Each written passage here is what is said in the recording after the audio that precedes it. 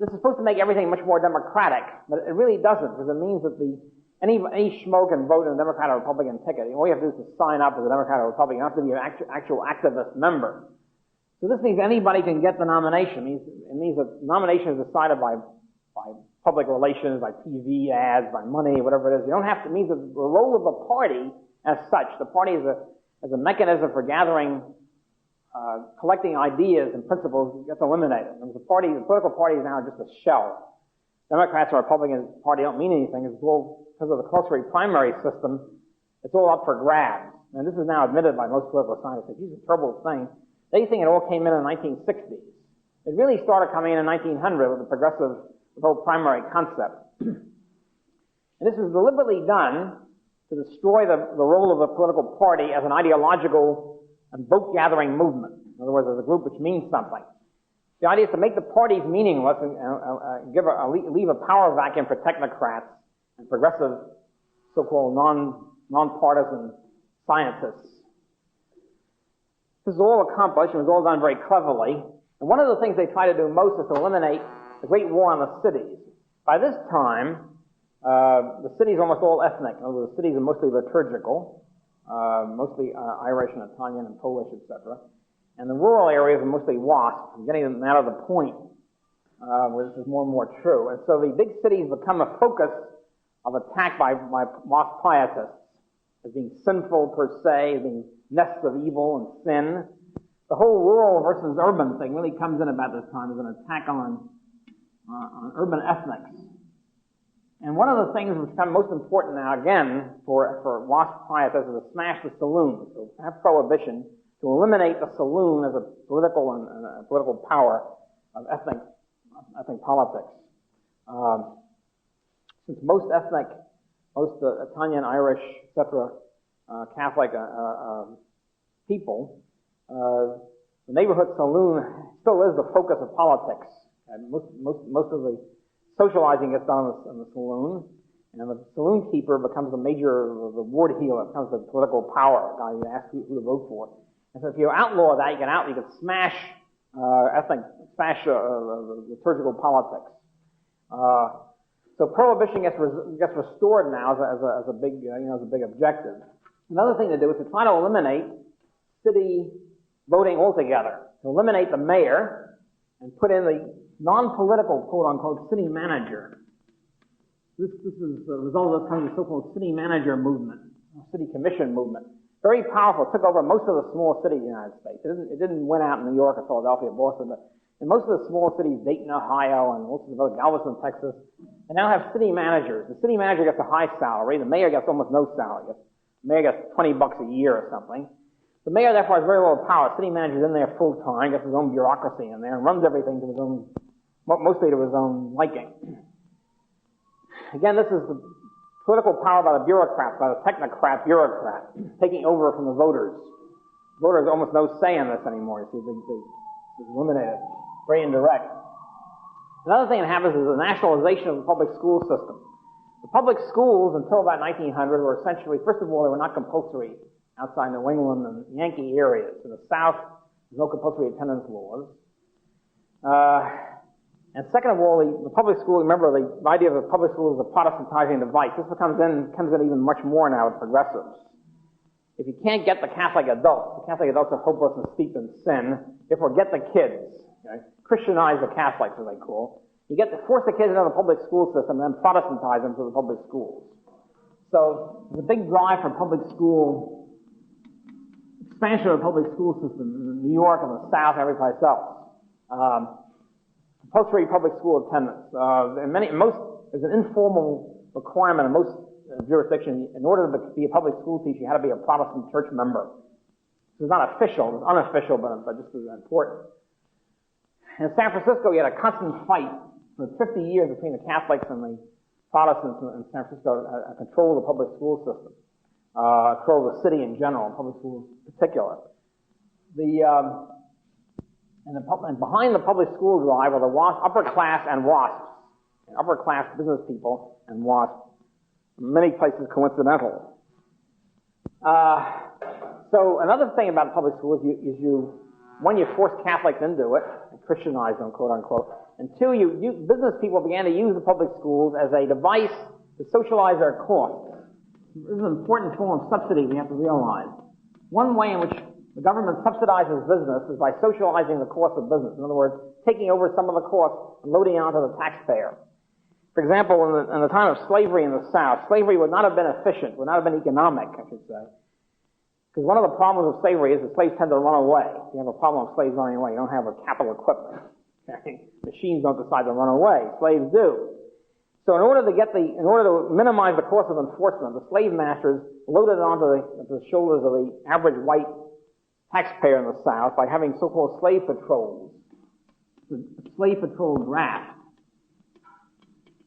Every Southerner was required to join a slave patrol for 2 weeks out of a year or something. The slave patrols would patrol the highway, the roads at night, and catch slaves who would run away. A slave patrol had like 5 people on the patrol. Every black person had to have an identity card, something like South Africa. In other words, you have to have an ID card, in this case from your master, telling you where to go, allowing you to go on this particular road. If you didn't have an ID card from your master, you were immediately seized if they didn't know who your slave master was, the slave patrol people were drafted, by the way. Okay. But the way they got their jollies was, every once in a while they find a slave who didn't have an ID card. They didn't know who the slave master was, and they would then own the slave. They'd assume homestead ownership over the slave and sell the slave at auction and get the proceeds. This is the way they got their little boodle, part of the loot. So in the same way, in a sense, the same way that the slave masters were able to load the slave patrol costs onto the shoulders of the average white person in the South, the same way, the public school system socialized a lot of business costs. For example, businessmen began to want to send a lot of salesmen to South America. They said, why don't they get their businessmen to learn Spanish? Well, how do they get the guy to learn Spanish? You either have to train them themselves at their own cost, or else you get the public school system to teach them Spanish. What the hell? Load the cost onto the taxpayer. So the national NAM and other business groups began to agitate that public schools should teach Spanish, so that then they can take the guy who's already trained in Spanish. You're loading the cost onto the taxpayers, what it amounts to. So with all this, and in addition to this, you have the professional educationists, who John Dewey and other so-called progressives, who are talking about the new theory of progressive education. Every individual, instead of becoming an individual, learns to be part of a group, part of a collective, so to speak, and fits into the collective. And this, of course, suited very well this new kind of progressive doctrine. You fit into the collective, whatever it is, government or business agency, without causing any trouble. So you have a whole municipal reform movement. Part of the public school movement, by the way, see, in the old days, public school used to be decentralized. The school boards were voted on by each neighborhood. The parents of each neighborhood, they would vote for the school board in that neighborhood. This is the general way in which most schools were operated. This is considered inefficient, too democratic, too much control of the parents. The theory of progressive educators was only educationists know how to teach a kid. Parents know nothing. Educationists know everything, because they got a PhD in education from Teachers College. Okay? So you have a total graph of power on the part of the educationists, and part of the graph of power was that you minimize the voting procedure. First of all, you have huge school board covering the whole city, okay? And the school board hopefully appointed by the superintendent of schools, or appointed by the mayor, let's say. Excuse me. So this eliminates the parents' role altogether. In other words, the whole idea was to have huge districts, so the parents wouldn't know who the administrators are anyway, and have the mayor, you have to elect the mayor, no way you get around that, but you have everything then appointed by the mayor. The mayor appoints the superintendent, the school board, and all that. Everything becomes a cozy, technocratic thing with the parents having no say in the matter. This is, of course, what happened after 1900. It's part of a progressive situation. In the 1960s, there was a slight move away from this, in the so-called New Left period, where in New York, for example, we now have regional school parent elections with after a tremendous blockage, a tremendous opposition by the entrenched teachers' unions, who were battling this to the hilt. But at any rate, this is an ideological drive in the name of so-called value-free science, value-free education, to grab control of the kids on the part of the professional educationists, who are in with upper-class WASP types. This whole thing fitted in beautifully. Also, another thing about urban reform is, in addition to city manager, before 1900, you had the ward district. For example, the legislature in New York City was a so-called Board of Aldermen. And you had a lot of, each small neighborhood would have its own alderman. You had like 400 people on the board of aldermen. It means that everybody more or less knew their alderman. So you have a certain amount of democratic check on a situation. You can put pressure on your alderman. You knew who he was, and you put pressure on him. In order to take power out of the hands of ethnic, liturgical, Irish, Italian, etc. ethnics, in the name of so-called efficiency, the progressives then changed all that to make very big, very small city council. Instead of 400 people, you have 20 people. Okay? You reduce that. And you run them preferably at large for the whole city.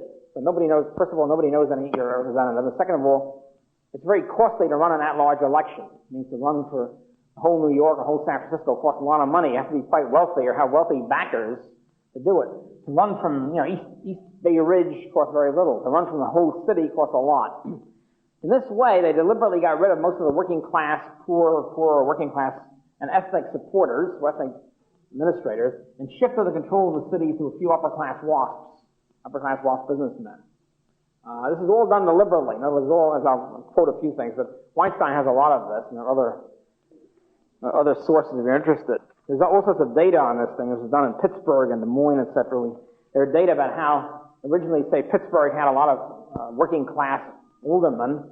Then they shift this thing and wind up with a few upper-class businessmen and upper-class positions. That's in the name, again, of efficiency. So this is done in Rochester. George Eastman does it, Eastman Kodak sets up a Bureau of Municipal Research in the name of so-called good government, business-like efficiency. It's all done in order to shift the political power from working-class liturgicals and liturgical machines to upper-class businessmen.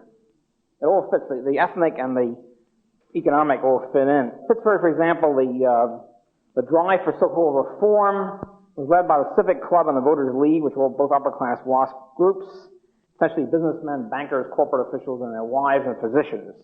So in general, before the progressive reforms, cities were decentralized. There were confederations of local wards. They were quite democratic. There were local working-class representatives and middle-class representatives.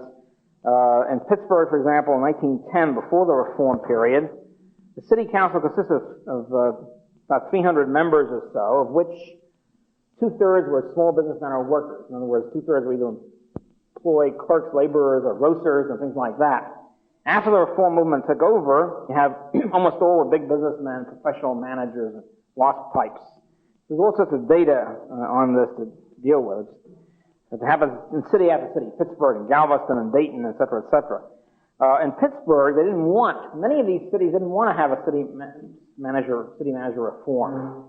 What they did is in the United States, what you have to realize is that cities are a pure tool of the state. I mean, constitutionally, the state has total power over every city within the state. So in Pennsylvania, for example, when Pittsburgh resisted the idea of this progressive reform, the Pennsylvania legislature simply ordered Pittsburgh to do it. They just took over Pittsburgh. They seized Pittsburgh, kicked out the mayor, kicked out the school board, and put in their own people.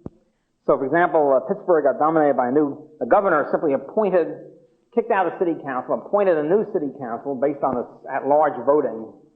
And of the 9 people in it, they had 6 upper-class businessmen and 2 upper-class doctors, and 1 kept union official.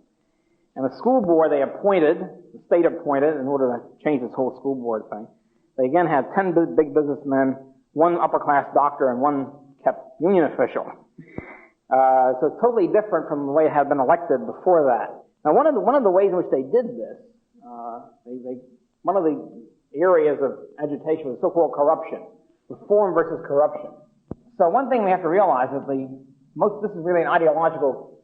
It was an ideological attack on the big city machines, which are quote corrupt unquote. Actually, they're no more corrupt than others; they're just more visible. For example, if some small town upstate New York is corrupt, it's very small. If New York City is corrupt, as we've seen recently, it's huge. Hundreds of millions of dollars get siphoned off. So big city corruption is more visible, and then also it's more visible in another sense. See, the guys who are doing it, if you have a reform group, you give a business a contract above cost, it's less visible than, say, somebody like Lindenauer just taking money out of the till. It's more raffish in the case of Lindenauer. It's more visible, so to speak. It's less smooth, put it that way. So we have then, as the use by the reformers of the corruption charge, much of which is, I think, it's misfiring. For example, in New York, in the big business machines in the 1900s or so, instead of having a big welfare system, you had a lot of poor people, you had more poor people than you have now proportionally. You didn't have any welfare state. What you had was Tammany Hall, let's say, which is the New York, Manhattan Democratic Party, known as Tammany Hall. The way they would take care of the poor is they have like a private welfare mechanism by the political party structure. In other words, they give away free turkeys at Christmas and at Thanksgiving. They have big, turkey dinners for the poor, handled by the Democratic Party, local Democratic Party. It's kind of lovable. So you have a sort of a private welfare state organized by the Democratic Party. This way, of course, they buy the vote. In other words, the people would be grateful to the local Democratic Party and vote Democratic. In a sense, there's nothing much wrong with that. It's sort of like a tit-for-tat situation where they fix traffic tickets. When I was growing up, for example, the local Democratic clubhouse person would fix traffic tickets and also fix jury service. He didn't want a jury summons. He handed the local Democratic leader, and he would take care, unquote, the jury summons.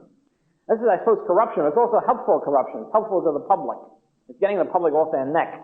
And also alleviating poverty to many extent out of essentially non-governmental, at least it's not funded by the taxpayer. It's funded in general, I guess, from government office. So it's kind of a raffish kind of corruption, which is not really as unfortunate, I think, as non-corrupt big government, so to speak. There's worse things in the world than corruption. One of them is incorruptible government. In communist countries now, for example, the only way they can operate at all is by having a huge amount of corruption, by bribery and so forth. If they didn't have any bribery, the whole country would fall apart. They wouldn't be able to produce anything.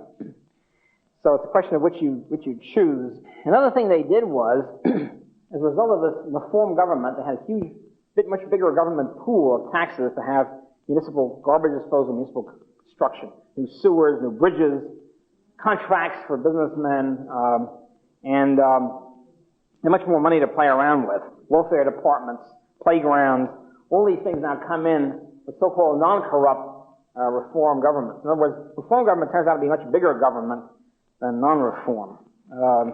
I'll just give you one quote before the break. H.L. Mencken, my favorite writer, was a German-American growing up in Baltimore, a great story in his autobiography of his attitude to reform, he said, was set by when his father was a small cigar manufacturer in Baltimore, had an experience with corruption, quote, reform, unquote. He said his father had a cigar factory in Baltimore. He hung out a sign in 1885 outside the factory saying, August Mencken and Brothers. He called in his corrupt city councilman, so-called corrupt city councilman. He said, look, here's $20. For $20, you keep the government off my neck forever. In other words, the agreement was you pay the city councilman $20, in return for which he takes care of all easements, fees, license requirements, all the rest of this crap.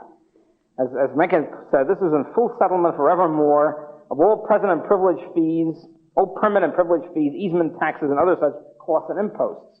The city councilman pocketed the money. In return, was supposed to stave off any cops, building inspectors, or other functionaries who had any lawful interest in the matter, or try to horn in for private profit. Being an honorable man according to his lights, he, at least the city councilman, kept his bargain, and the sign flapped and squeaked in the breeze for 10 years. In other words, from 1885 to 1895, Mencken and company was free of all government fees, because the city councilman pocketed $20 and kept the government off his neck.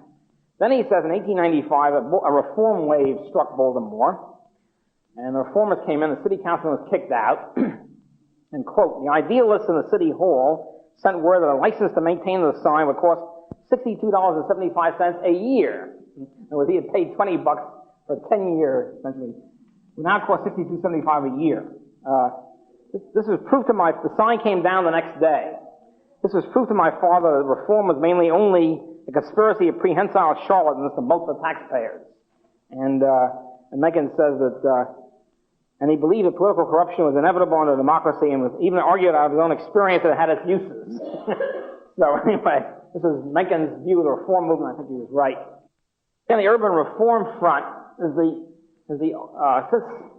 since in the cities WASPs are on a minority after all, and liturgicals and working class are majority, the way in which the reformers, which is almost always upper class WASP, the way they can win out from time to time is by using moral arguments, by saying that the big city machines are corrupt, they're boss-ridden. It's true they're corrupt and boss-ridden, but there are things worse than boss-ridden corruption, namely reformers, and alleged efficiency, which really winds up with tremendously increased raise on the taxpayer. Plus, of course, pietist elimination or wiping out of entrepreneurial activities like gambling, prostitution, etc.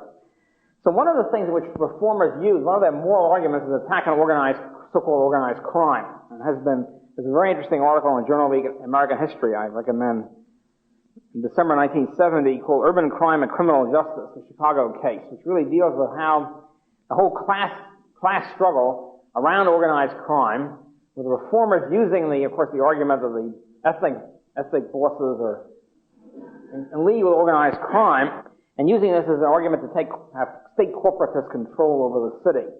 And this turns out, for example, in the legal profession, the corporate lawyers, a big class struggle between the corporate lawyers and the criminal lawyers.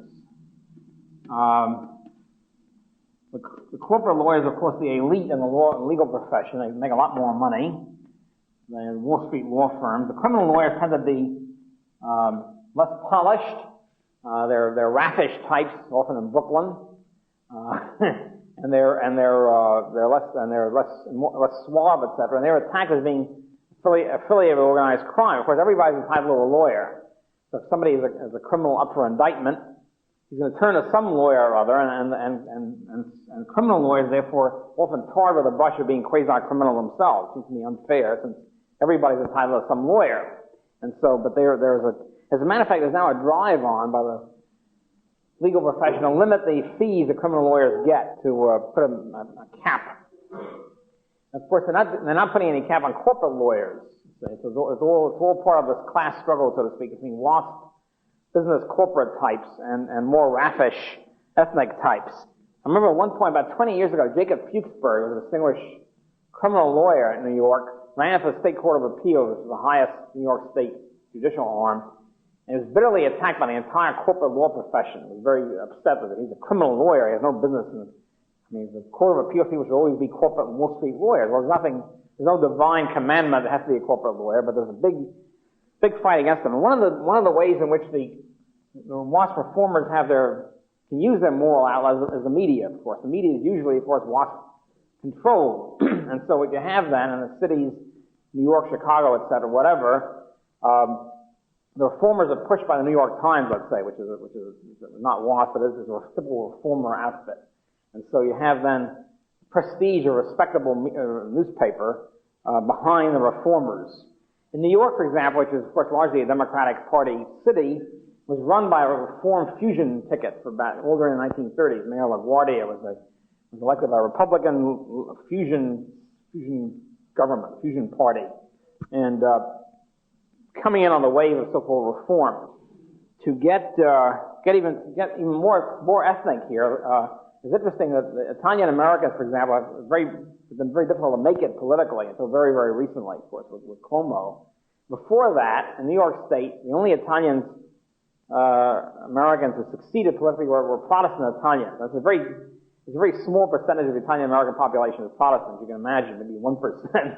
But somehow, the Italian Americans in politics who made it politically until very recently were Protestant. LaGuardia and Procora, people like that who Italian Protestants, therefore, coming from a very small percentage of the Italian population, not really in with basic Italian Americans. So, of course, we're Catholic. So again, this is all part of a WASP versus Catholic and High Lutheran struggle. And again, an attack, since big city machines were basically Irish, I said, after 1900 or so, where the Protestant WASPs were kicked out, and so you had basically old Calvinist WASP, basically had the city machines were Irish, and so an attack on the big city bosses essentially was an anti-Irish or anti-Catholic assault in the name of so-called reform. So what you had then is the reformers were able to capture the high moral ground. There's very few people who can take a sophisticated argument in favor of corruption.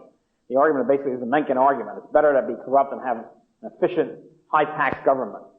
it's very difficult to make that argument, and basically, so the reformers then can use the media, the press, etc., taking a high moral tone and attacking everybody else as being immoral, which is basically their view. Also, along with this comes upper class WASP moral theorists, so to speak.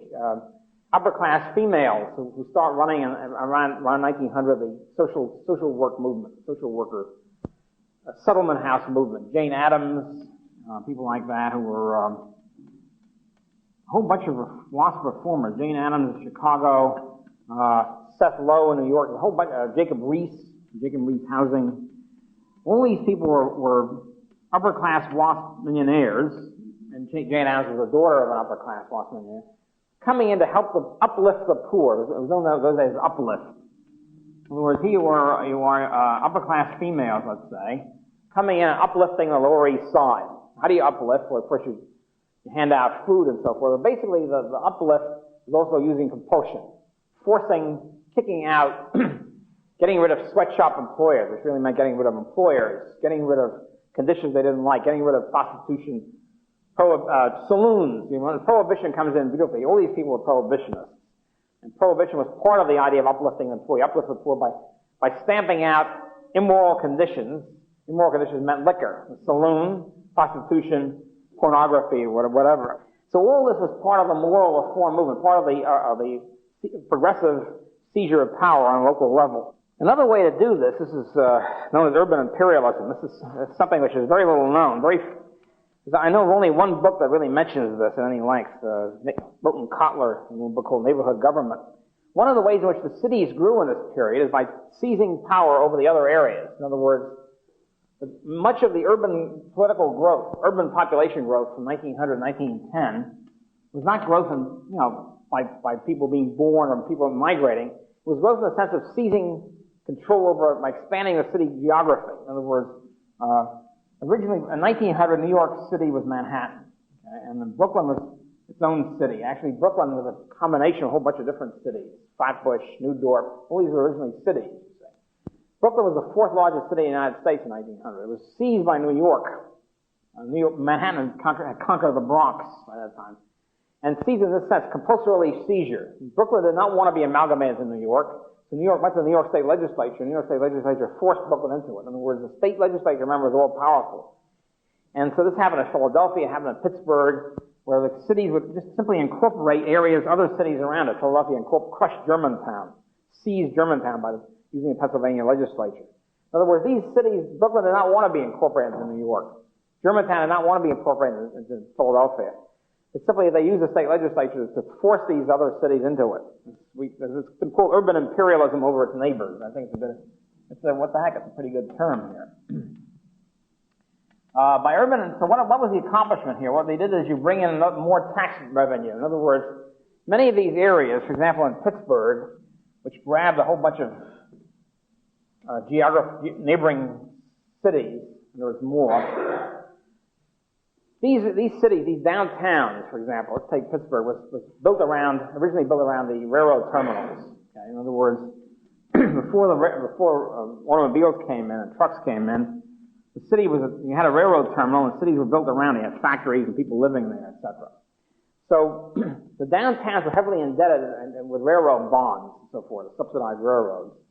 They're paying heavy taxes on these bonds. If you grab a whole bunch of other cities around it, incorporate it into Pittsburgh, then you can tax these guys to pay for the railroad bonds.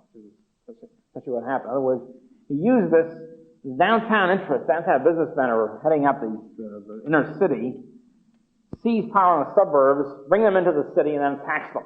That's basically the point. Assess these buildings at a higher rate, so forth and so on. So, and especially New York is the same thing in Brooklyn and the Bronx, which was really part of Westchester. This happened a lot between 1900 and 1910. This growth of urban imperialism that annex neighboring towns and neighboring cities, bring them into the tax base. There has been for many years now a so-called metro movement. The idea is to grab Westchester, let's say, and grab parts of Nassau, force them into New York City and tax them. In other words, it's really just a tax gimmick to bring these poor guys into a higher tax bracket and get downtown New York for the subsidies. So anyway, this process happened during the 19th century, but in this progressive period it reached its peak So they deliberately, for example, in Pittsburgh, they deliberately taxed the other wards much more heavily than the downtown wards. Much higher assessment per dollar property on the outlying wards that they were taking over. In Pittsburgh, for example, in 1912, after the compulsory seizure of Allegheny and other towns incorporated into Pittsburgh, the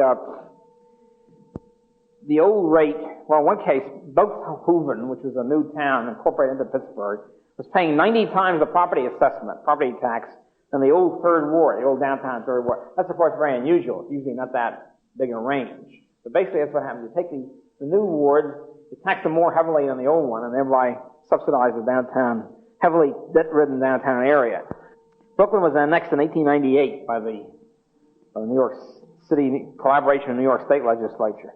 So, for example, Pittsburgh grew from 1900 to 1910, grew from a population of 320,000 to 530,000, largely by incorporating other areas, not by real growth. Doesn't mean it really grew, in the sense of growth per mile, simply just by incorporating other regions into Pittsburgh.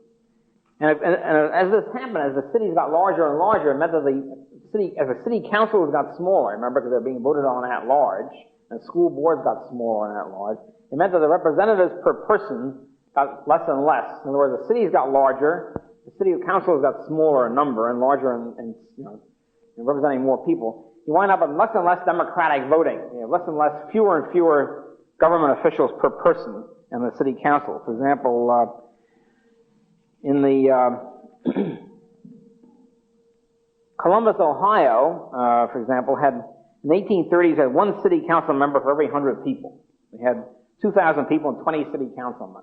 So, and that's the situation. Everybody obviously knew their city councilman. I could more or less ride herd over them. Jimmy is goofing up, get him to change his vote, pay him a visit. By the current period, Columbus, Ohio has 500,000 people, right, instead of 2,000, and has 9 city councilmen. So you have one city councilman for every 50,000 people instead of for every 20 people, and for every 100. So you obviously have much smaller representation per person than you had before. Anyway, to get back to the social work movement, which becomes a professional uplift movement around 1900, with Jane Addams, who was the daughter of one of the richest men in Illinois. Mary Kingsley, same way, a whole bunch of them, Lillian Wall and the Henry Street Settlement, and again, bringing in professional social work, trying to stamp out alleged immorality, and making social work from a charitable thing into a profession, people living off of.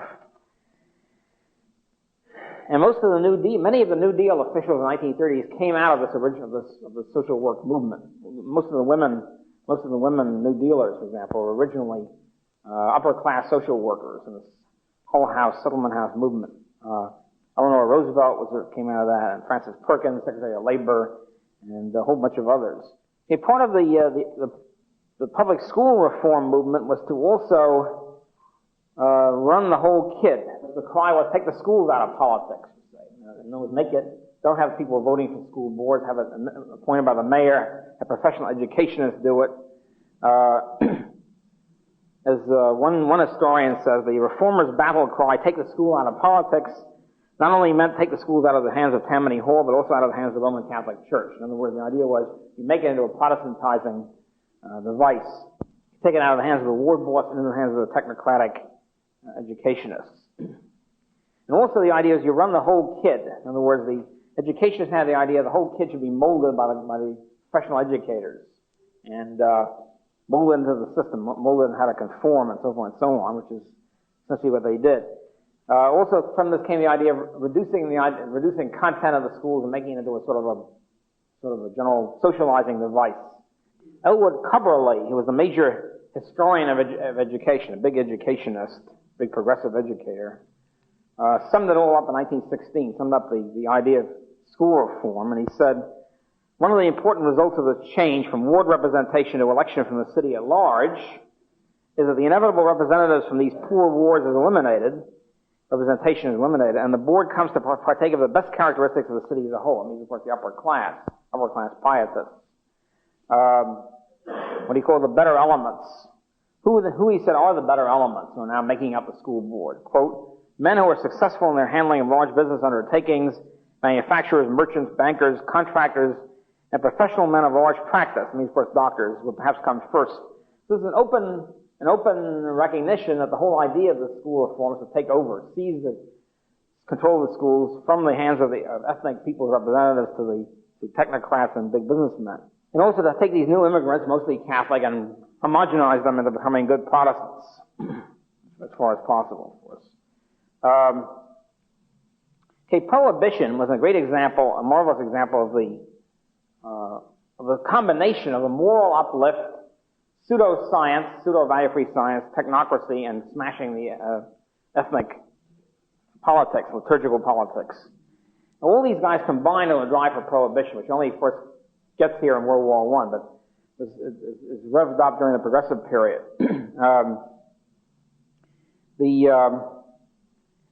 Businessmen, WASP big businessmen attacked the idea of liquor as, quote, an enemy of efficiency. In other words, the workers are allowed to drink, they get drunk, and then the absenteeism goes up, I suppose, at night. So therefore, if we prevent the workers from getting drunk by eliminating alcohol, outlawing alcohol. You notice, for example, in Disney World, it's a beautiful example of the best and worst of WASP capitalism. Disney, if you've ever been to Disney World, it's a magnificently run, beautifully run outfit. I mean, everything is private, of course. The sewers are private, the streets are private. Everything works beautifully. I mean, the bathrooms are spick and span. It's all great.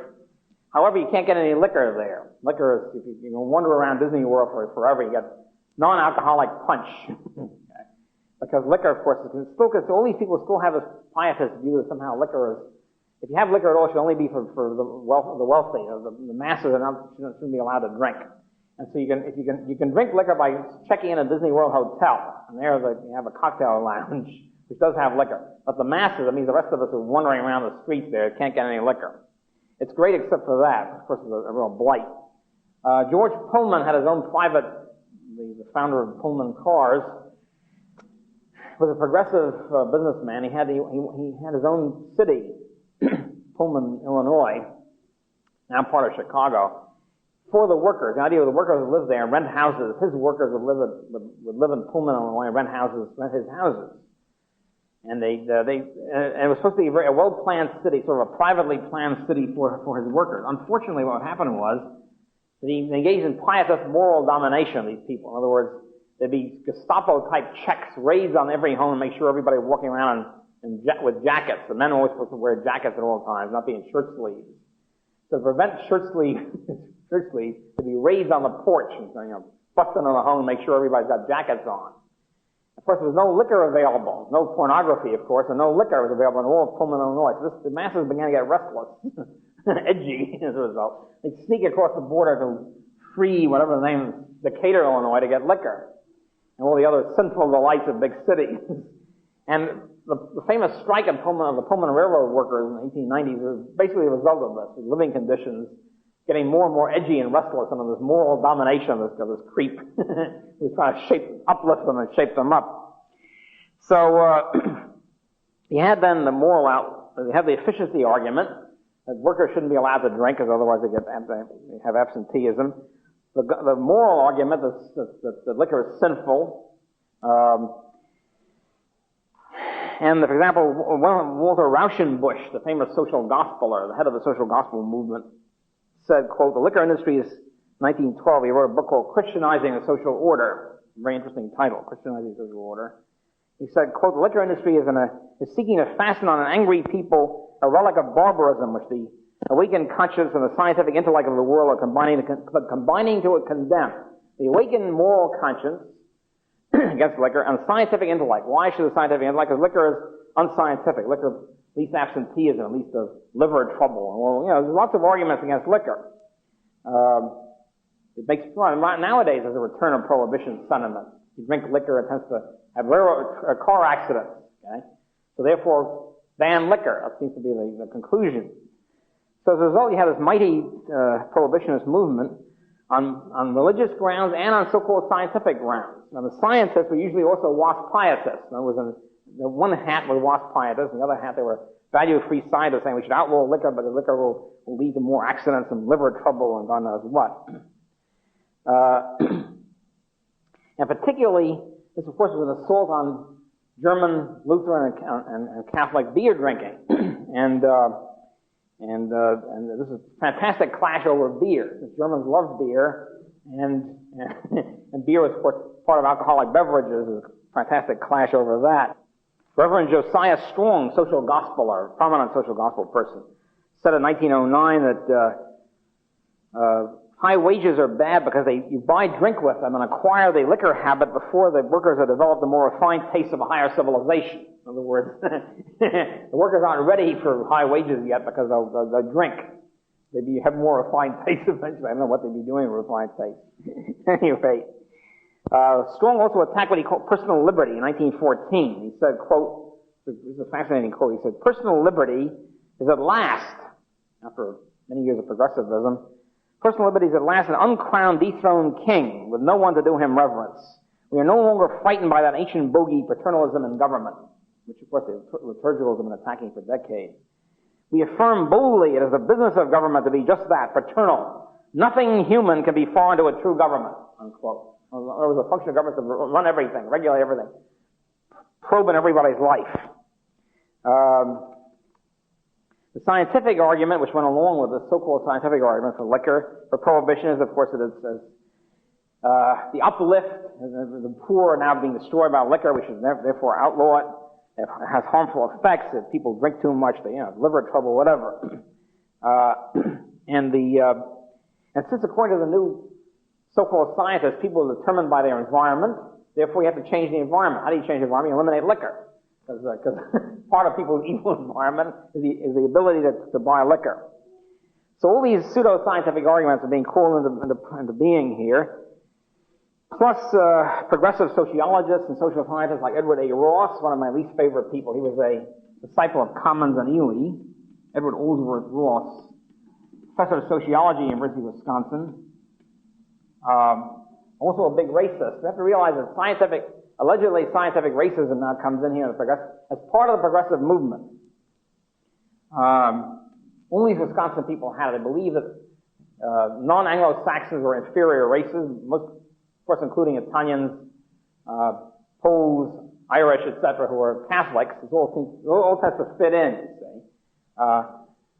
Other races are inferior and should be kept out of, and should be, of course, not allowed to immigrate to the United States. As part of the immigration restriction movement, which is also an attack on liturgicals, it now gets a scientific patina as being determined by biology, by social Darwinism biology. So biology is now brought in as an allegedly scientific reason to eliminate immigration of Catholic and Jews later and so forth countries. Ross is one of the leading figures in this, as well as advocating state control of almost everything. The economic argument, as I said, is necessary for workers to be sober. If you allow them to drink, they'll be absent more.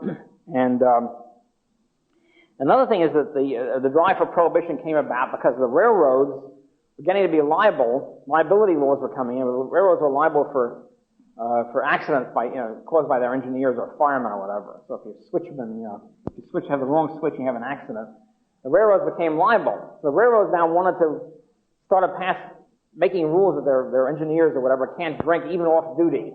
It's like pilots now can't drink, I think, 12 hours before they fly or something, that sort of thing. So the railroads began to enforce temperance on their own employees, and then of course they said, well, look, if we have temperance voluntarily, let's get the government to pass compulsory temperance for our competitors. So, so therefore, they start agitating for prohibition. Another group in favor of prohibition, I kid you not, was the Coca-Cola. Coca-Cola in those days was a big competitor to alcohol, had some cocaine in it. That, by the way, was the origin of the word coca, from the coca leaf. Had a little bit of cocaine in it, which apparently gave you a certain kick.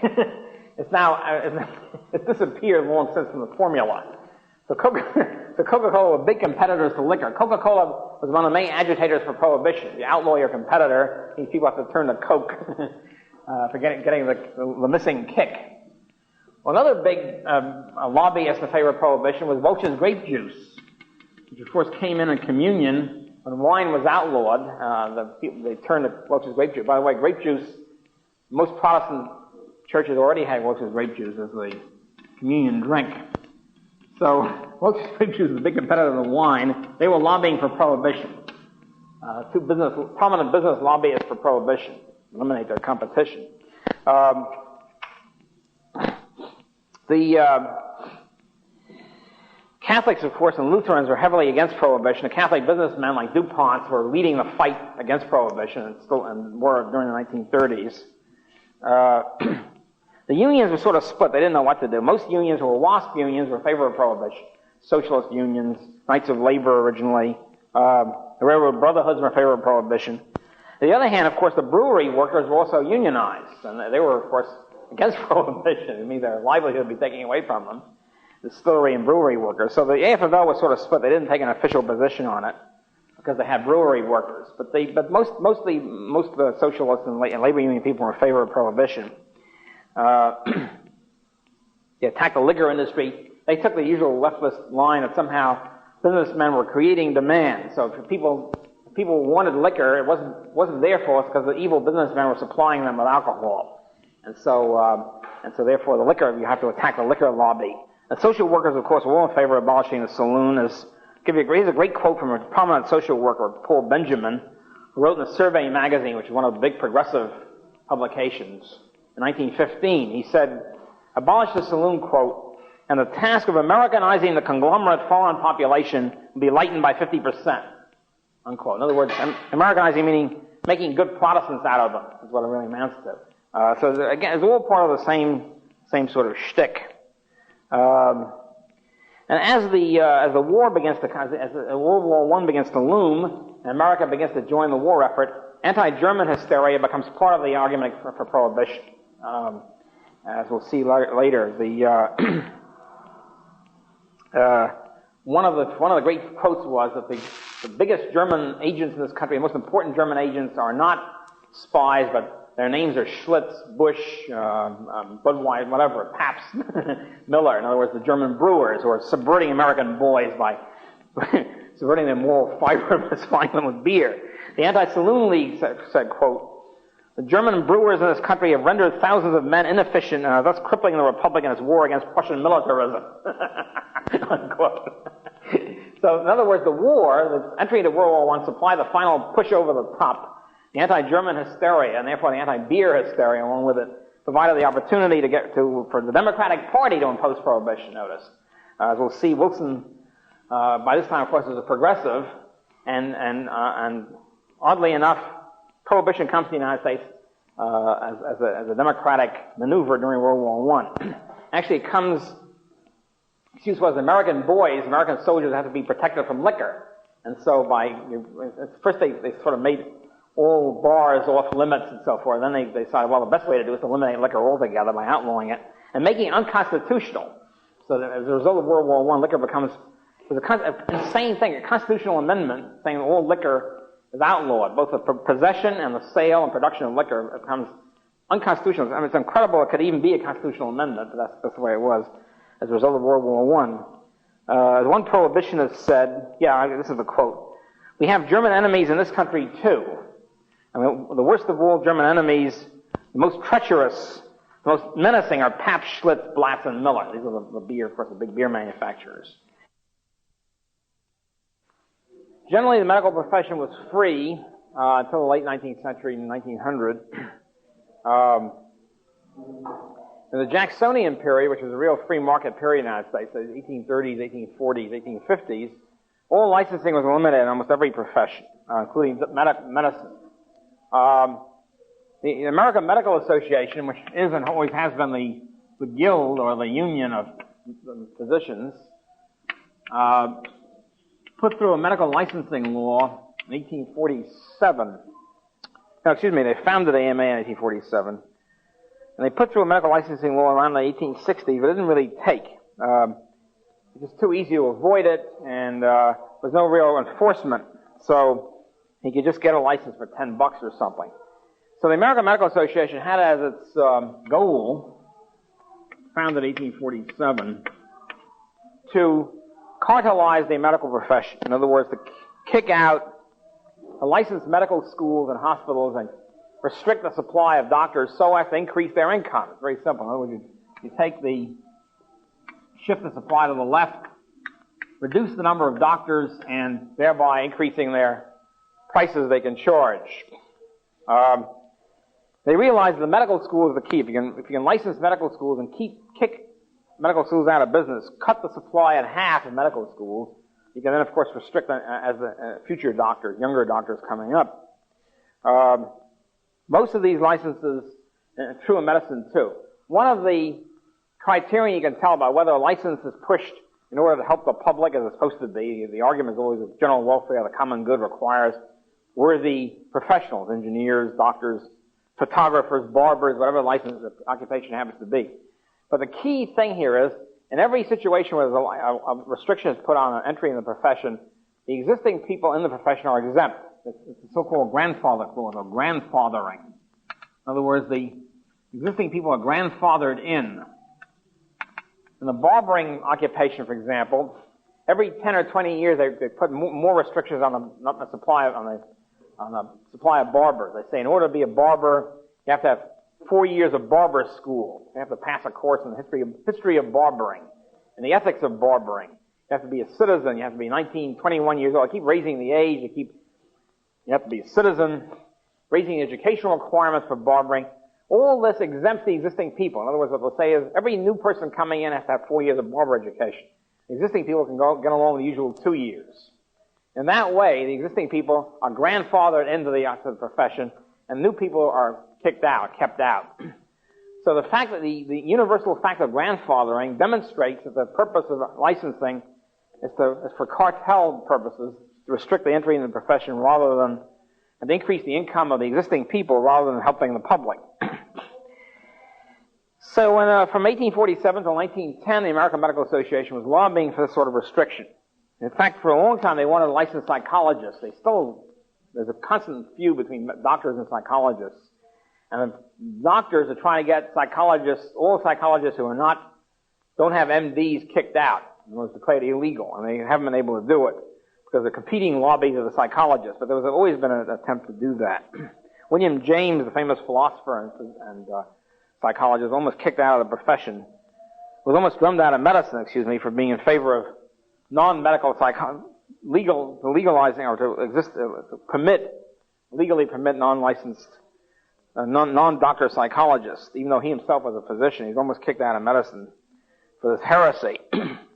Well, finally what happens is the American AMA sets up a Council on Medical Education in 1904 and gets in with a Carnegie Foundation.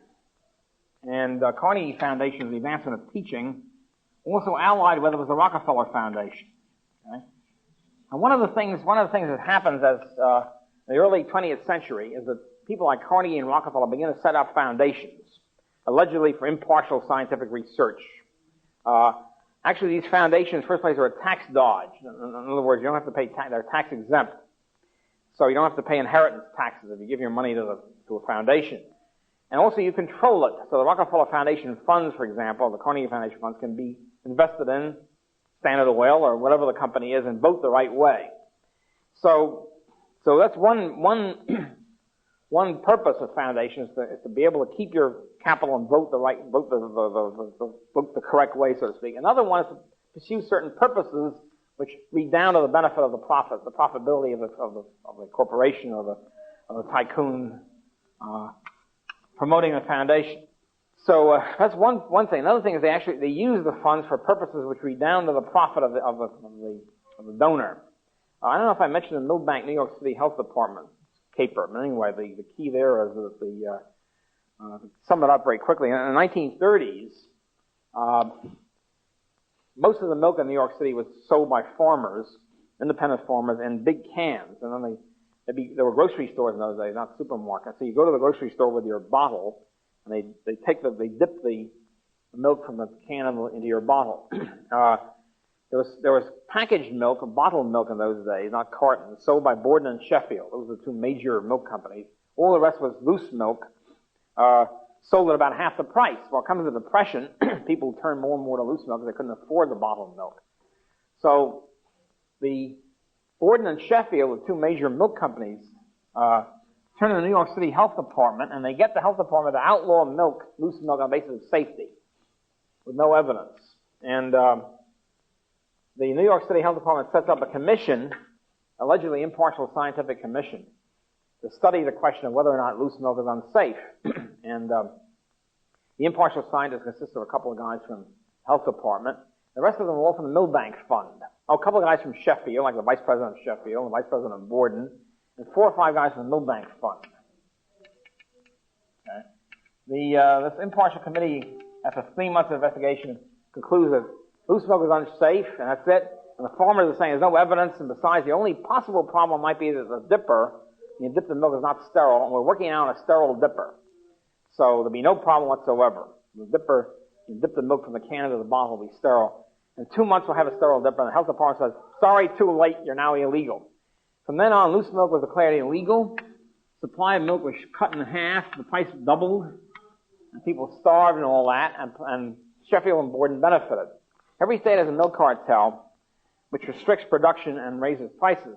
The farmers complained from the mid-1930s, about 3 or 4 years after this, the New York State government passed a Milk Act, which got the farmers into the monopoly. In other words, each farm now has, still does, a maximum quota of milk they can produce. They sell it to a milk board, the New York State Milk Board, which parcels it out and sells it at a high price. In other words, basically what happened was that Sheffield and Borden shared the monopoly profits with the farmers, which shut the farmers up, and of course the consumers are still suffering. Consumers will have to pay a lot more for less milk. There's also, it's very difficult, you can't sell milk you can't buy New Jersey milk in New York, even though it's right across the river, because of milk protectionism, so to speak. And so the result is a fantastic compulsory cartelization of the milk market. And by the way, what just happened recently is a million dairy cows. The dairy industry still thinks that the prices are too low. And so the federal government is compelling the slaughter of 1 million dairy cows, just like that, so as to cut the production of milk and raise the price. And the cattlemen are bellyaching because the cattle farmers now find out that since they're killing dairy cows and selling it for meat, this means that there's more competition in the meat industry, so the meat prices are falling, and they're trying to get the federal government to stop killing the dairy cows on their own hook. But of course, nobody cares about the consumer. I mean, it's outrageous. 1 million dairy cows are being slaughtered so as to drive up the price of milk. And nobody's complaining. I mean, this is so-called free market government. All right, so what happened, the punchline here is that the Milbank Fund, who is the Milbank Fund? Also, the Milbank Fund, every New York City Health Commissioner and Assistant Commissioner are Milbank Fund people. In other words, the pattern was you become Vice President of the Milbank Fund, you then become Chairman of the New York City Health Commissioner for a year or 3 years, then you go back as President of the Milbank Fund. So a revolving door set up between the Milbank Fund and the New York City Health Department. I gave this lecture on health and medicine and the market to Mount Sinai Medical School people about 10 years ago. I didn't get to this example of the Milbank Fund, and I told the kids who invited me, I said, gee, I had this great example. I told them the story, and you haven't heard the punchline yet. Anyway, I told them the story, and I said, gee, Professor, I'm glad you didn't mention it. I said, why not? They said, because every member of the community health department in Mount Sinai is on the payroll of the Milbank Fund. Every one of them, right now, it's like 10 years ago. So presumably this still exists. The Milbank Fund has a very powerful influence on New York City health. Who is the Milbank Fund?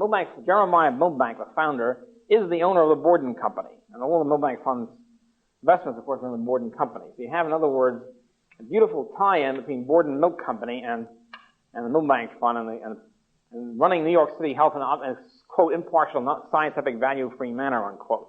Such is the racket under which we're suffering here. Anyway, so this is... So in the medical report, what happens, go back to 1910, the Carnegie and Rockefeller Foundation set up a committee along with the AMA really running it, to investigate medical education in the United States. Abraham Flexner was appointed the head of to make the study, and his report issued in 1910 was called the Flexner Report. It was really written by his guy from the AMA named Colwell, who was at his elbow telling him what to do. I mean, Flexner, he visited every medical school in the United States. He spent like 3 days in each medical school. He was not a physician. He was not an educator. That's why he was very well qualified. He was post. Didn't know anything about medicine. Didn't know much about education. I think he was a high school, prep school teacher in social science or something. The question is, why was he appointed, Abraham Flexner? What was his qualification for this high post? And by the way, the recommendation was that there are too many medical schools in the United States, that half of them should be put out of business. They should be licensed by each state, which would then appoint a board, which would give the power to the American Medical Association to appoint the board of examiners, which would examine every, not only doctor, but every medical school and every hospital and decide whether they should stay in business. This was done, and within a year or two, every state in the Union had this model bill, reorganized the medical profession to do this, gave the Medical Association the power to put hospitals and medical schools out of business, and they promptly put half the schools in the United States out of business, literally half. There were 160 medical schools in 1906, and of these, there were 82 left by 1912, and they were all put out of business by these state government law regulations engineered by the Flexner Report. Flexner said there's an oversupply of doctors. What does that mean, oversupply? It means there are too many doctors for the income they'd like to get. Too many doctors per person. Doctors are not well off enough, therefore we should cut the supply, have higher quality, quote unquote, medical education, and raise their income. And that's compulsory cartelization. Of course, it raises costs, which is something he didn't talk about. So Flexner, what was Flexner's qualification? The only qualification I could see was he was the brother of Dr. Simon Flexner, who was the head physician or whatever, the Rockefeller Institute for Medical Research. So here's the guy who's responsible for putting half the medical schools in the country out of business. He's neither a physician nor an educator. His only qualification was he was in with the AMA, and his brother was the head of the Rockefeller Institute. So in response to this, there were, as I say, 162 medical schools in 1906, and they kept progressively putting schools out of business until 1944. There were only 69 medical schools. And each medical school was get tighter and tighter. The number of medical students are pushed to the left. Their income, those who make it, go up. The way he put it was, Flexner, one of his great statement from Flexner. The law that protects the public against the unfit doctor should, in fairness, protect the student against the unfit school. Protecting a student by not allowing any schools. The result now, whenever you have monopolists or cartelists, they will use their power to crush their competition. Competition means people they don't like. For example, if you have price control, if you have rent control, you'll have the landlord takes over housing. He's got 100 applicants for every apartment. He will then choose, since he can't raise the rents, he'll choose on some other basis, namely the people he likes. His brother-in-law will get his brother or brother-in-law will get favored thing, his favored race. If he doesn't like a certain race, he'll keep them out. In other words, the producer then takes over from the consumer. And racial discrimination, religious discrimination then takes over. Same thing happened in medicine. As the medical cartelists took over and used the government to cartelize the medical profession, they used the power systematically to put out of business every medical school. There were several black medical schools that were put out of business as being allegedly below par.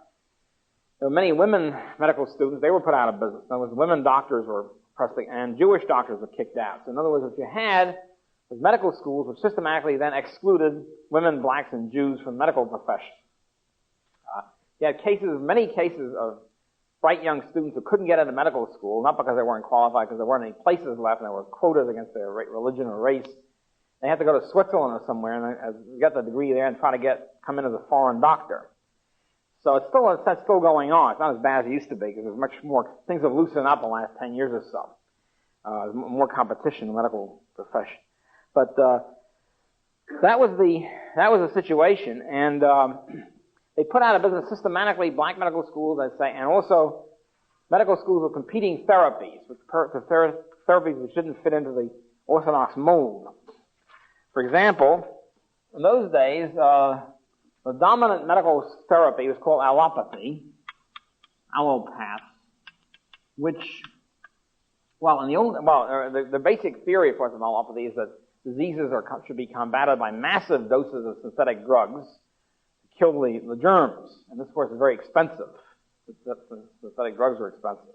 Also, allopathy before that, the allopaths, their basic therapy consisted of purging, which means massive poisons. You take the guy and purge him with massive doses of arsenic and mercury and things like that, which would usually kill the patient. It was worth your life to go to a doctor until about, the interesting thing on medical historians is when did the break-even point come? In other words, at what point did the doctors cure more people than they killed? And even Orthodox medicine agrees that, well, they say before 1920s. What's a hell of an admission? Here's this medical profession, which is the same sort of people are dominant. It's now agreed they kill more people than they cure. What they did is they purged them with they bled them with leeches, they purged them with arsenic and things like that, and the rest of it was surgery, and so they killed many people. So, and then came massive doses of synthetic drugs. And according to Dr. McKeown, I think is by far the top medical historian, he claims the break-even point came in the late 1930s with the sulfa drugs and penicillin, which really then began to cure people, at least by killing the disease. Before that, it really was worth your life to go to a doctor. So that, at any rate, there was allopathy. The other competing theory, which therapy, in those days was about 1/3 of the medical profession, was homeopathy. Invented by a guy named Heinemann, I think in Germany. Homeopathy is still very prominent in Western Europe. It's now essentially illegal in the United States because all the homeopathic schools, every one of them were put out of business after the selection report. In other words, as soon as the AMA, which hated homeopathy, took over, AMA being allopaths, right now allopathy is medicine. Basically, when you talk about medicine, it's allopathy. The homeopaths have been put out of business. The only homeopaths now are either European or old ones, old guys over 80 who still went to medical school before 1915 or 1910. So, a friend of mine went to an elderly homeopath and was cured of diabetes. He was taking insulin, and the homeopath said, well, he said, if you take this little herb, and take very minute doses of natural herbs. That's the homeopathic doctrine. And he said, you take a teeny dose, and this is a 5-year supply. It costs about $3. A 5-year supply of his natural herb, and I throw away the insulin. He did, and he was in great shape ever since. Now, I'm not endorsing this therapy. I'm simply saying the consumers have the right to choose. So homeopathy is now basically illegal. Also, other cures, other suggested cures are illegal. Alleged cancer cures. There's this elderly Romanian doctor, a lovable character, his license is being removed, which means he can't practice medicine anymore by the New York State government. So they claim his cancer cures are not, quote, not effective, unquote. They don't say he's harming them. They just say they're not effective. Well, the patients think they're effective. The patient is on television crying. They say, this guy's keeping them alive. He can't practice anymore because the New York State medical authorities, the New York State government, claim that it's not effective.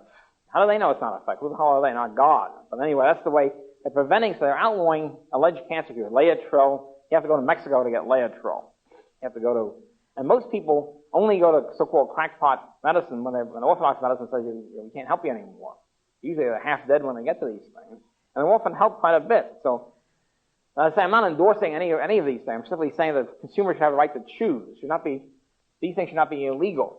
So, and many things which are illegal were legal in Western Europe and illegal here. Although some things are illegal in Western Europe and illegal here. For example, Emperin. You can't get Emperin in Western Europe without a prescription.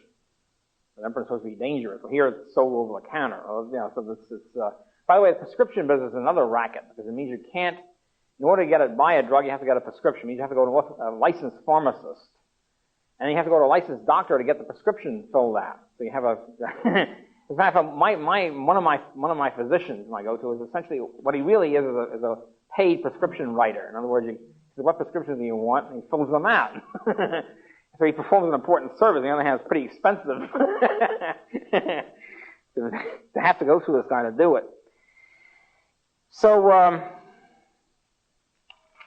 so the interesting thing here about this Orthodox medicine is that who is the tie-up, just like the tie-up of the Milbank Fund, the Rockefeller Foundation, Simon Flexner, Rockefeller Institute of Medical Research, are the main research for synthetic drugs. In other words, first the Rockefeller people get homeopathy outlawed. So allopathy becomes the only legal medicine. In order to have allopathy, you have to have synthetic drugs, very expensive.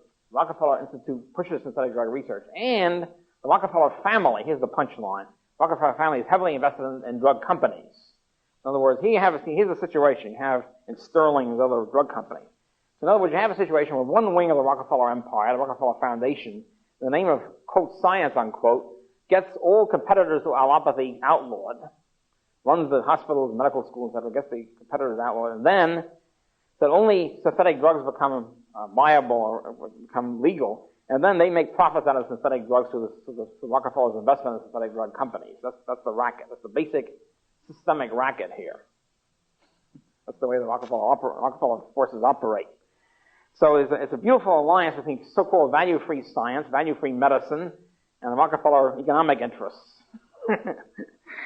And it's still going on. Basically, this is the whole...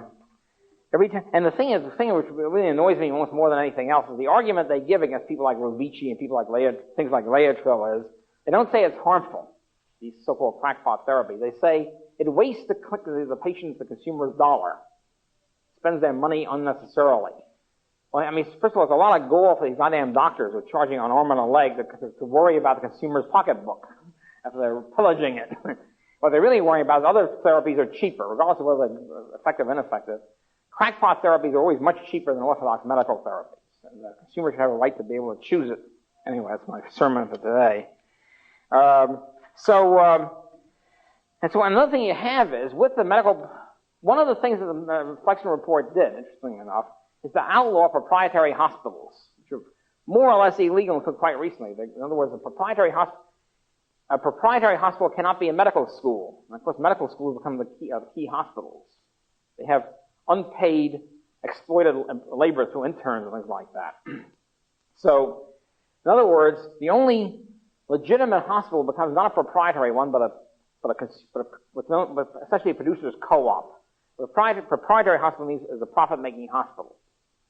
Why should doctors who are conservative and everything else, why are they against proprietary hospitals? Why should they claim it's somehow evil to have a hospital that makes money? Is really what they're saying. Doctors' hospital makes money. Most of the big hospitals are non-profit making. In other words, they're owned by the trustees. They get their money from donations by wealthy philanthropists, and they're run by the doctors themselves. It's like colleges. Colleges are run by a trustee outfit, and not the faculty, but essentially they're not owned by anybody. They're run by trustees, and therefore there's no responsibility of ownership. You don't have to make a profit. As long as you don't go bankrupt, you're pegging along forever. So not nearly as efficient as profit-making outfits. Well, the result of this, where hospitals are basically not profit-making, but run by trustees and by the doctors themselves take over. They seize power. The result of this is, if the hospital isn't exactly bankrupt, what happens is the doctors take over, and the doctors push their own interests. What are their own interests? Well, high salaries, and also sexy equipment. In other words, if you're a doctor, you want to make a name for yourself. How do you make a name for yourself? You don't go around treating colds, right? Every schmuck has a cold. Nothing sexy about a cold. What's sexy is a rare disease only found in northern New Guinea. And you try to get your hospital to have the only machine in the world, $10 billion machine. It's the only machine that can cure this disease, which one person gets every 100 years. This is exaggeration, but basically what it is. In other words, hospitals then compete. They overload in very expensive equipment for rare diseases. They forget about it. They try to play down important common diseases. So in other words, because the interest, then it's not the interest of the consumer that counts, or since there are no owners, it's the interest of the doctors themselves in promoting their own glory. And so, as I say, there's too much equipment, there's an overuse of equipment, sophisticated equipment, right? And equipment for its own sake, for high tech for its own sake, so to speak. And forgetting about the patient comes last in this whole mission. Because they don't get their income so much from the patient, they get their incomes from donations from wealthy philanthropists. And of course now with medical insurance, since the 50s and 60s with Medicare and Blue Cross and everything, they get almost nothing from the patients. The patients are guaranteed by the insurance companies, so they charge almost as much as they want. I mean, within limits. So the demand curve goes way up. In other words, the supply is restricted by law, and the demand curve goes way up because it's pushed by government insurance proposals. You wind up with almost unlimited funds for the doctors. I mean, hospital costs are enormous compared to what they used to be. They've increased by 100-fold in the last 10 years or so. It's not because of inflation, it's because of the artificial increase in demand by the third-party insurance, especially government, and a restriction of supply by government. Now, this restriction of supply has been loosening up. What's happened is, It got so bad that people began to, the so-called paramedics began to come in. In other words, people who are slightly illegal paramedics, because doctors become so scarce that you turn to nurses or para types. And people begin to realize, for example, to get an injection, so you get a blood test or something. If you go to an orthodox doctor, you have to pay $80 or something for one lousy injection. Doctors aren't good injectors, because they only give one injection a day or something. Nurses usually do it a lot. Nurses are much better at injections or taking blood tests than doctors are. Why should you have to pay a high-priced doctor? Why can't you go to a low-priced nurse? And so more and more of this is happening now, where people with paramedics come in who are much more specialists in a certain area and are much cheaper and are able to out-compete. And a lot of this has brought a lot of, also in the last 20 years or so, there's been a healthy reevaluation of the medical profession. People are going to realize they're not divine, they're not God, they haven't got God's imprimatur. They're people like everybody else, in fact slightly worse, because they got a government monopoly behind them. And so therefore they should be looked at with a cold and sober eye. And the whole idea that people really should run their own bodies and not the doctors is also becoming to the fore. All this is very healthy. It's a good reaction against the usual authoritarian submission of your life to the doctor. Anyway, so the punchline here is the Rockefeller Institute, Rockefeller family benefits from their synthetic drug investments through pushing allopathy and outlawing competing therapies. And similar, in addition to this, I talked about prohibition, we have the purity movement. The idea of purity, remember I talked about Dr. Wiley and his obsession with purity. Purity comes in now as a combination, just like prohibition, it's a combination of alleged value-free science and pietist values. Life should be purified. Prostitution should be outlawed. The whole item, there was no, generally before about 1900, before the progressive era, prostitutes were there all the time anyway. They've never been eliminated. So if anything, they were sort of put into a red light district. So they were sort of an invisible area and regulated and so forth. And what happens in a market situation is it's important to have brand names of prostitution. Since the individual prostitute is a sort of shifting, high turnover in the prostitute profession. And so if you have brand names like Madams, they supply a brand name for the customers. Well, the progressive era had a hysterical attack on prostitution through purity, through pietist purity, and through progressive upper-class WASP alleged science, and they were considered to be centers of disease and so forth. So prostitution was then illegal. Purity drives against prostitutes in every city. As a result, the brothels were eliminated or outlawed, and the girls were driven onto the streets. We have no quality control whatsoever. The disease, of course, increases because there's no madam saying, I guarantee the purity or health of these girls. So as a result, the problem became worse, but the progressives don't care about that. So what you have in the anti-prostitution movement, you have the pietist doctors, progressive doctors, plus social hygienists, and vice commissions, reformers, urban reformers, the whole gang, all these people have been talking about unite and things like this. In 1911, one of the progressive guys, the federal government passed the Mann Act, which outlaws transporting women across state lines for immoral purposes. So it's really enforced, tough to enforce it, but every once in a while, of course, these things are enforced. And according to Mencken's view was, and it might be true, that this was passed by the envious farmers who didn't have any cars. They were stuck to the hay rod, because in other words, farmers transport girls only within the state line. They only have hay wagons, so they didn't have automobiles. This is an attack by crummy farmers against envious of their urban competitors, urban types who can drive across the state. So they wanted to crush. It wasn't really an attack on immorality; it was an attack on immorality across state lines.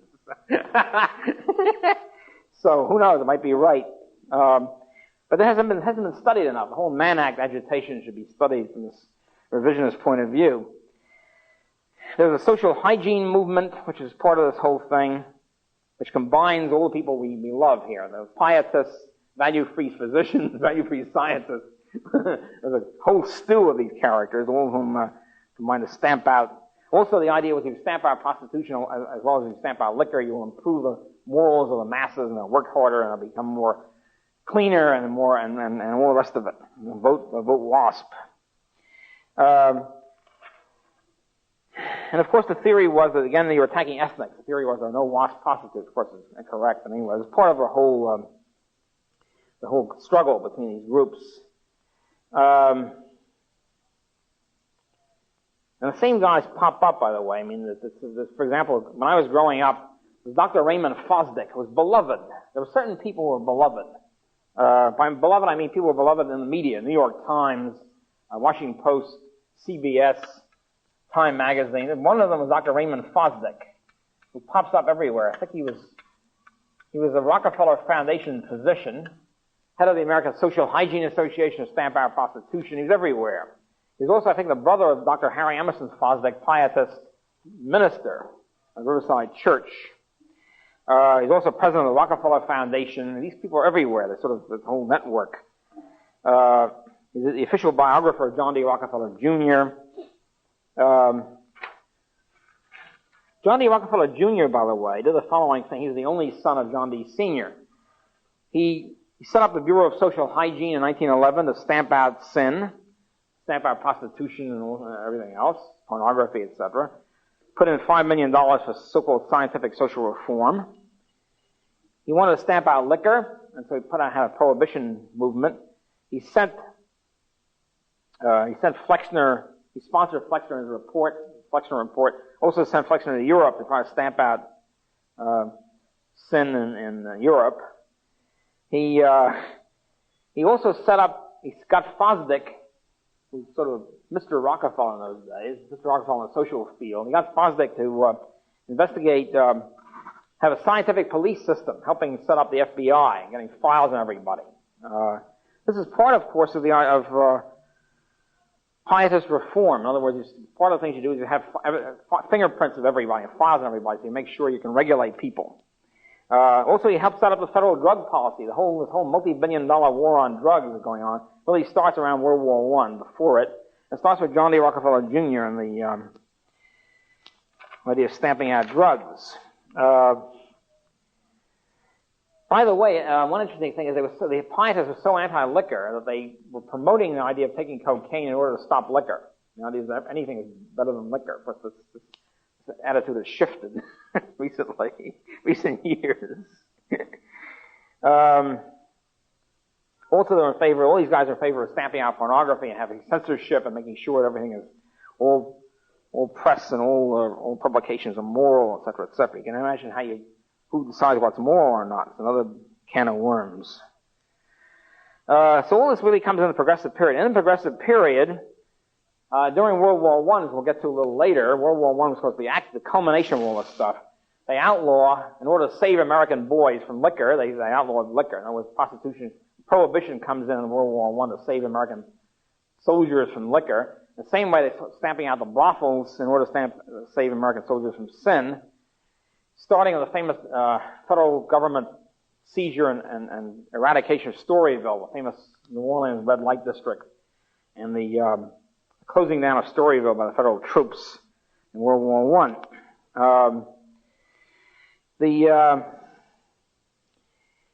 And all this, as I say, was backed by scientific value-free doctors and pietists and this whole alliance, which culminates in the Progressive Party, as we'll see in 1912.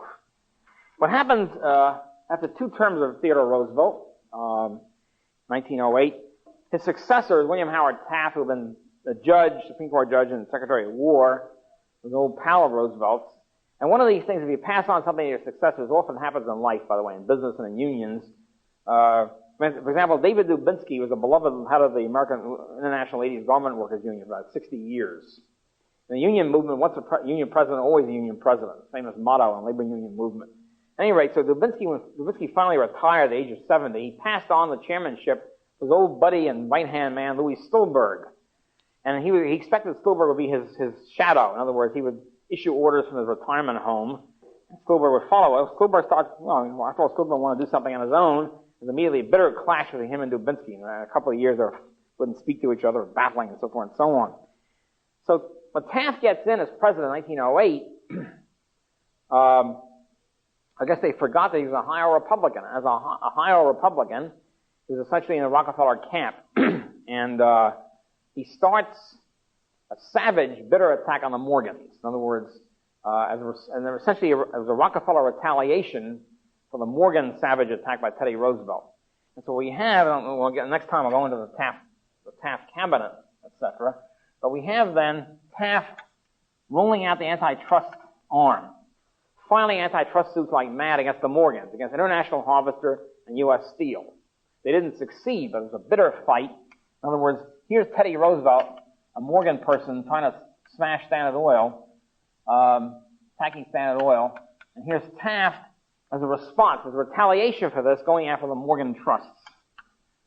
And it was on that basis, because Taft being anti-Morgan, and Teddy Roosevelt broke with him. Teddy Roosevelt was in Africa on safari or something, and he says, he's writing letters back, hysterical letters, saying Taft is evil, he's monster, he's crushing poor Morgan. And on that basis, Teddy Roosevelt breaks with Morgan. And the Morgans then decide to punish Taft forever. In other words, to destroy the Republican Party temporarily in order to crush Taft and prevent him from being reelected in 1912. So for the election of 1912, the Morgans create a new party, a new third party, a very powerful third party, at least for a short period of time, the Progressive Party. And in the Progressive Party, we culminate all the progressive aspects. The Progressive Party was filled with almost all of the upper-class WASPs. They were Morgan people, there were social workers, there were Jane Addams, all these people I've been talking about, my least favorite people in the world, collected in the Progressive Party. Pietists, hymn singers, so-called value-free scientists, physicians, shrinks, social workers, they're all in the Progressive Party. Also, by the way, women's suffrage. Remember I said that women's suffrage was essentially a pietist maneuver to beat out the ethnics. Women delegates at the Progressive Party Convention in 1912 for the first time in the history of American politics. And this is before women's suffrage, which comes in only 1920 on the federal level. They had a lot of women delegates, and the New York Times, which was a Democratic newspaper in those days, the Progressive Party met in 1912 in New York City, and they said they couldn't believe it. The guy reported on it. They said, this is not like a political convention, it's like a religious revival meeting, which indeed it was. Teddy Roosevelt is giving the address to the inaugural address or whatever, keynote address to the Progressive Party Convention. He's using religious, pietist phraseology. He talks about, his famous climactic, at the end he says, we stand at Armageddon and we battle for the Lord. In other words, this is Armageddon. The election of 1912 is Armageddon. And all throughout his speech was punctuated with amens from the floor and hymn singing, constantly breaking into hymns. They sang a hymn, we will follow, follow, follow Roosevelt, substituting the word Roosevelt for Jesus in the famous Protestant hymn. So the whole thing was a hymn-singing revival meeting rather than an Orthodox political convention. Progressive Party arrived. Progressive Party was created by the Morgan interests.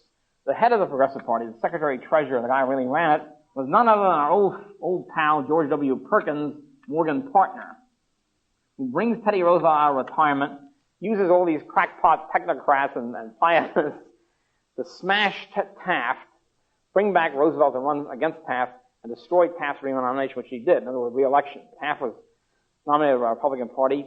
Teddy Roosevelt was nominated by the Progressive Party. Teddy Roosevelt got more votes than Taft did.